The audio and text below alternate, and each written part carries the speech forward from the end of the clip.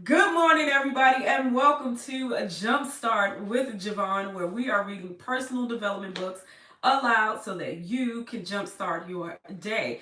Alrighty, today we are reading The Four Agreements, and this is a very good book to add to your library. So I'm going to encourage you to pick up this book. But before we dive in, I do want to invite you to be a part of the No Excuse Today community. If you want live coaching weekly, okay, I am available for you. Visit noexcusetoday.com to go ahead and join today. Alrighty, so the first agreement is be impeccable with your word. Our words are very powerful. We have the ability to create the world around us, but we also have the ability to destroy the world around us. And that is very interesting when you think about something. So we think our words don't matter, but they actually do. You can create or you can destroy with your word. So let's jump right into what does be impeccable with your word mean according to the author. Being impeccable with your word is not using the word against yourself. If I see you in the street and I call you stupid, it appears that I'm using the word against you. But really, I'm using my word against myself because you're going to hate me for this, and your hating me is not good for me. Therefore, if I get angry and with my word send all that emotional poison to you, I'm using the word against myself. Now, if I love myself, I would express that love in my interactions with you. And then I am being impeccable with my word because that action will produce a like action. Can I just read that again? Because that is very powerful. A lot of hate that we see in the world, a lot of dysfunction, a lot of chaos, it's because people don't really love themselves. But the writer writes, if I love myself, I will express that love in my interactions with you. And then I am being impeccable with my word because that action will produce a like reaction. If I love you, then you will love me. If I insult you, you will insult me. If I have gratitude for you, then you will have gratitude for me. If I am selfish with you, then you will be selfish with me.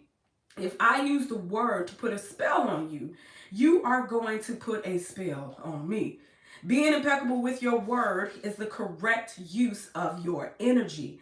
It means to use your energy in the direction of truth and love for yourself. If you make an agreement with yourself to be impeccable with your word, just with that intention, the truth will manifest through you and clean all the emotional poison that exists within you, the writer writes. But making this agreement is difficult because we have learned to do precisely the opposite. We have learned to lie as a habit of our communication with others, and more importantly, with ourselves.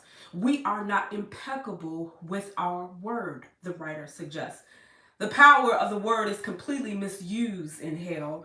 We use the word to curse. We use the word to blame. We use the word to find guilt. We use the word to destroy. Of course, we also use it in the right way, but not too often. As I read this book, I want you to take these words that the writer writes and go throughout your day and observe the words that are coming out of your mouth every single moment, every single hour. Observe the words that are coming out of other people's mouths, okay? Mostly, we use the word to spread our personal poison.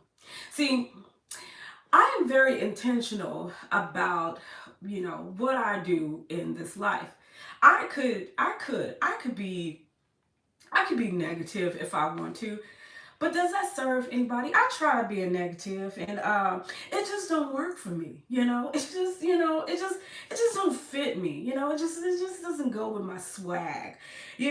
Not to say that I don't have negative and pessimistic moments, or when there are times where I am cynical, but I check those times and I really carefully watch my words. Okay, I coach myself when I find myself saying crazy, odd, off the wall things. It's important that you check yourself and reel yourself back in.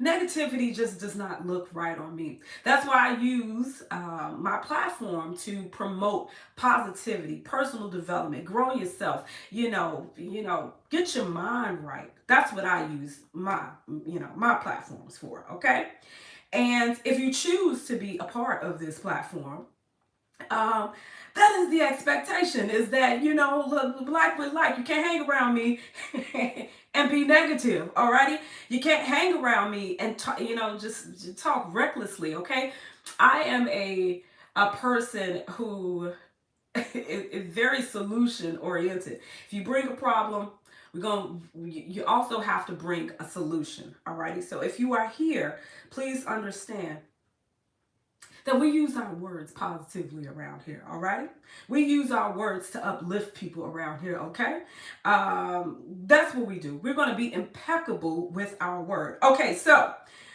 mostly we use the word to spread our personal poison, the writer writes, to express anger, jealousy, envy, hate. You're not going to get that over here. All right, you're going to get that correction, but in love. You know why? Because I love myself. And hopefully me loving myself uh, will spread off onto you, that you will love yourself, that you will monitor the words that are coming out of your mouth. We don't want to use our words to express anger and jealousy and envy and hatred. We just don't want to do that. The word is pure magic. The most powerful gift we have as humans, and we use it against ourselves. We plan revenge. We create chaos with the word. We use the word to create hate between different races, between different people, between families, between nations. The word is so powerful. We misuse the word so often, and this misuse is how we create and perpetuate the dream of hell. Misuse of the word is how we pull each other down and keep each other in a state of fear and doubt.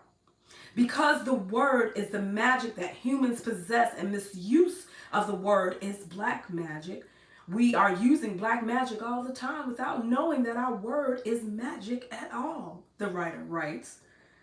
There is a woman, for example, who was intelligent and had a very good heart. She had a daughter whom she adored and loved very much. One night she came home from a very bad day at work, tired, full of emotional tension, and with a terrible headache. Y'all know how we be as mothers. We be tired, okay? She wanted peace and quiet, but her daughter was singing and jumping happily. The daughter was unaware of how her mother was feeling. She was in her own world, in her own dream. She felt so wonderful. She was jumping and singing louder and louder, expressing her joy and her love. And she was singing so loud that it made her mother's headache even worse. And at a certain moment, the mother lost control. Angrily, she looked at her beautiful little girl and said, "Shut up. You have an ugly voice. Can you just shut up?" Oh, how many times has somebody said something ugly like that to you? Let me continue reading. The truth is that the mother's tolerance for any noise was non-existent. It was not that the little girl's voice was ugly, but the daughter believed what her mother said. And in that moment, she made an agreement with herself. After that, she no longer sang because she believed her voice was ugly and would bother anyone who heard her voice. She became shy at school, and if she was asked to sing, she refused. Even speaking to others became difficult for her. Everything changed in the little girl because of this new agreement. Watch this, you guys. She believed she must repress her emotions in order to be accepted and to be loved. Whenever we hear an opinion and believe it, we make an agreement and it becomes a part of our belief system. Whenever we hear an opinion and we believe it, we make an agreement and it becomes a part of our belief system. I want you to challenge the things that you have heard in your childhood, that you have heard in your teenage years, that you have heard in your adulthood. The opinions of others that you believed and made an agreement. We got to break that, okay? Especially if it was negativity, especially if it was hate, especially if it was just, ugh. We want to give that back to them. This little girl grew up, and even though she had a beautiful voice, she never sang again. She developed a whole complex from one spell, from her mother's word. Parents have to be very careful as to what we speak over our children. Very careful. I once knew a man who told me that his mother called him a bastard for the majority of his childhood. Can you imagine what that did to that man's identity, his self-esteem? I once knew another man who said that his mother hated his voice, that he talked too much. That man came to be a motivational speaker. It is very important that you watch what you say to others. You could create life or you could destroy. And why would you choose to destroy? That tells you the type of person that you are. Okay? Your words will tell you what type of person you are. I read a quote yesterday in a random book. Don't even know the title of the book, but I just picked up the book and happened to turn to the page that says, if you are nice to me, but you are not nice to the waiter, then you are not a nice person at all. That was so good. Just thought I'd share it with you, okay? Alrighty? You reveal who you are by speaking what is in your heart. Choose to be somebody who spreads love. Choose somebody who chooses positivity that comes out of their mouth to just uplift other people. You choose to be that type of person. It reveals so much more about who you are as a person. Okay? So this little girl, she developed a whole complex from one spell that her mother put on her. The spell was cast upon her by the one who loved her the most, her own mother. And her mother did not notice that she did that with her word. She didn't notice that she used black magic and put a spell on her daughter. She didn't know that the power of her word, and therefore she isn't to blame. She did what her own mother, father, and others had done to her in many ways. They misused the word. And how many times do we do this with our own children? We give them these types of opinions, and our children carry that black magic for years and years.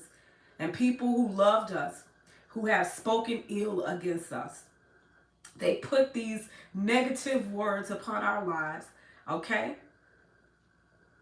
And they don't know what they do. And this is why we must forgive them. Forgive them because they don't know what they do. And I want to challenge you to forgive people who have spoken ill of you. I want to challenge you to forgive people who continually speak negative and say mean and cruel things to you. It is going to be challenging. It is. It's going to be very difficult, but it can be done if you focus on it. If you make every intent to say, you know what, I will forgive them because they know not what they do. People don't know that they're cursing you with their words. And I want you to remember to use your words intentionally. Don't say anything to anybody that's going to bring or tear them down, okay? Be impeccable with your word. This has been Jumpstart with Javon, and we have read an excerpt from the 4 Agreements. If you do not have this book, I'm going to highly encourage you to get this book because this book will shift your life just in the right direction, alrighty? Okay, come back and hang out with me tomorrow as we do another Jumpstart with Javon, and invite a friend. Alrighty. Okay, I'll see you when I see you. No excuse today, and y'all have a flippin' phenomenal day.